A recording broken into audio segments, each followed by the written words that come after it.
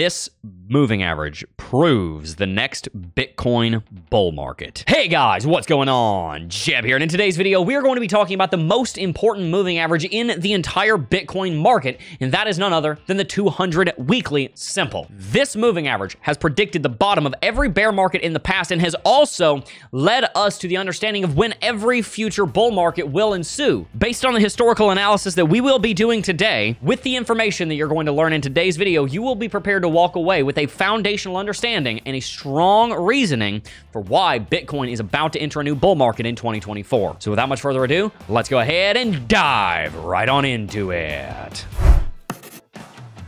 First, we must address a misconception. Many people believe that the 200 weekly simple moving average has been invalidated because we fell so far below it here in 2022 in a way that we had not done prior to that. The theory goes that because we fell so far below the 200 weekly, unlike those previous bear markets, it's no longer a relevant indicator. I would argue that that's not true. And the reason that I would argue that that's not true is because I would argue that the $65,000 high that we set in April of 2021 and the $69,000 high that we set in November of 2021 were artificially inflated as a result of slam to the floor interest rates by the Fed, and also the quantitative easing that was going on with $5 trillion worth of liquidity being put into the economy through the purchasing of treasuries and mortgage-backed securities by the Federal Reserve in an attempt to bolster the strength of the United States economy, which was suffering drastically during the shutdowns from the pandemic. That $5 trillion being pumped into the economy led to artificially high prices on Bitcoin that likely would not have occurred without the Fed's help. The implication that this has on the 200 weekly moving average is that the 200 weekly moving average would likely not have rallied this far if not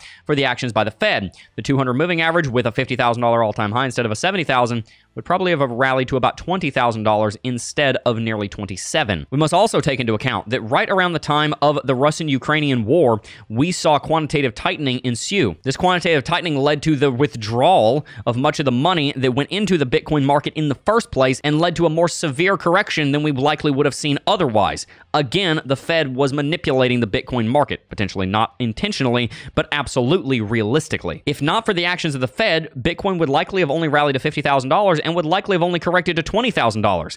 Its highs were exacerbated and the lows were too. If not for the actions of the Fed artificially inflating the market in 2021 and artificially suppressing the market in 2022, Bitcoin probably would have bounced off of the 200 moving average because Bitcoin would not have dropped as far and the 200 moving average would not have been as high, meaning that this invalidation of the 200 moving average, I think, is invalid in and of itself because it has to do with the actions of the Fed, not with the moving average itself. So with that understanding, why is the 200 weekly moving average so important? Well, in every market that is not being manipulated by the Federal Reserve, we see that Bitcoin falls down to the 200 moving average and then bounces in that region. More specifically, it bounces around the zone of the 150 to the 250 moving average, with the 200 moving average being the center line.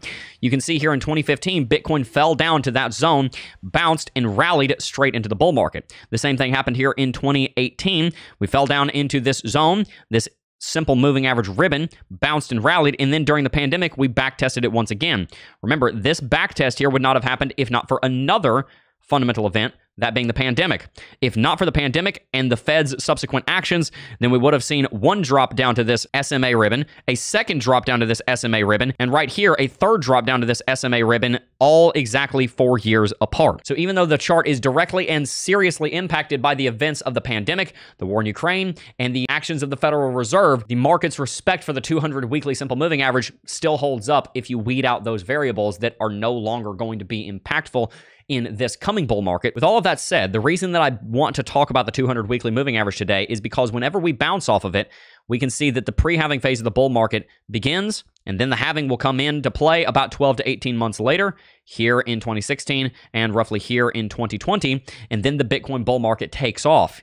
Well, that's exactly where we are right now. In effect, you could say that we've currently fallen back down to the 200 weekly moving average. We're bouncing off of it and rallying, and we're going to see the halving take place, currently as predicted, around April the 11th of 2024. Now, it's not only the 200 weekly simple moving average that is relevant here, it is also the weekly chart MACD. As you can see, the weekly chart MACD is currently converging bullish, and for the first time in over 2 years, we are about to see a bullish cross above the zero level, indicating bullishness on top of bullishness. Even more exciting, on the weekly chart RSI, we have descending lows on the weekly chart RSI and ascending lows on the weekly chart price action. This is bullish RSI divergence, and RSI divergence is almost never ignored in markets. Bitcoin almost certainly will respect this divergence. To hammer home the point, we did recently also see RSI divergence on Bitcoin, but instead of being bullish, it was bearish, and we ended up seeing a drop on Bitcoin to the order of 22% because of the bearish RSI divergence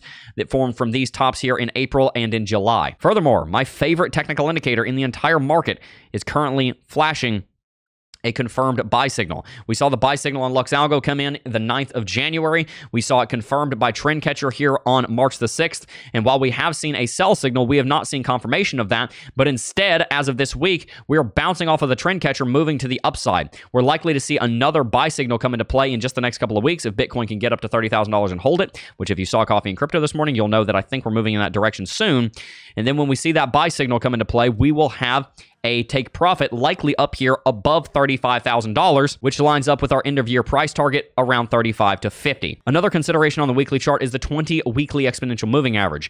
We have been below that moving average for the majority of the bear market, and we've been above that moving average for the most part over the last several months. We have now finally gotten above that moving average, and once again, we are bouncing off of that moving average and confirming it as support. Taking into account all of these technical factors alongside the geopolitical and macroeconomic factors that we are witnessing, I believe that Bitcoin is in prime territory to begin another movement back up to $50,000 to $70,000 within the next 6 months, especially considering the halving is right around the corner. Another consideration is the monthly chart Bitcoin MACD. We saw a bullish cross in June, and we've now started to see record levels of bullish divergence coming from monthly chart MACD over the course of the month of October. Should this trend continue, and if these two MACD lines are able to get above zero, that is going to be just another bull market confirmation. The last time that we saw a bullish cross on MACD on the monthly chart was June of 2019, and during that time, we were in the pre-halving phase of the bull market the same way that we are right now. Is Bitcoin going to go to $100,000 this cycle?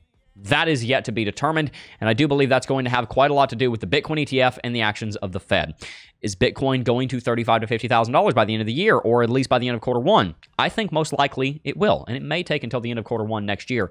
But I do believe a large rally is coming to Bitcoin that you are going to be able to profit off of if you know how. And that's why I highly encourage you to sign up for Club DeFi's Principles of Technical Analysis if you have not already. Over there, we have over 60 videos teaching you everything that you need to know about technical analysis so that you can begin doing the kind of analysis that I do every single day here on my channel that helps me to understand where the market is going next so that I can make proper investment decisions based off of that high quality analysis.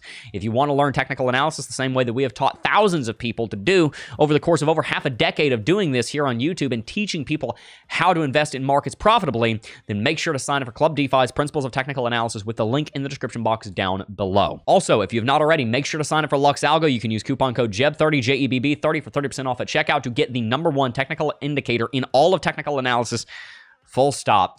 And make sure to save a couple of $100 a year by using that coupon code, as I said. If you enjoyed today's video, hit the like button and subscribe to the channel for more content. But before I go, I do just first want to thank each and every single last one of you for watching The Climate of Crypto as always.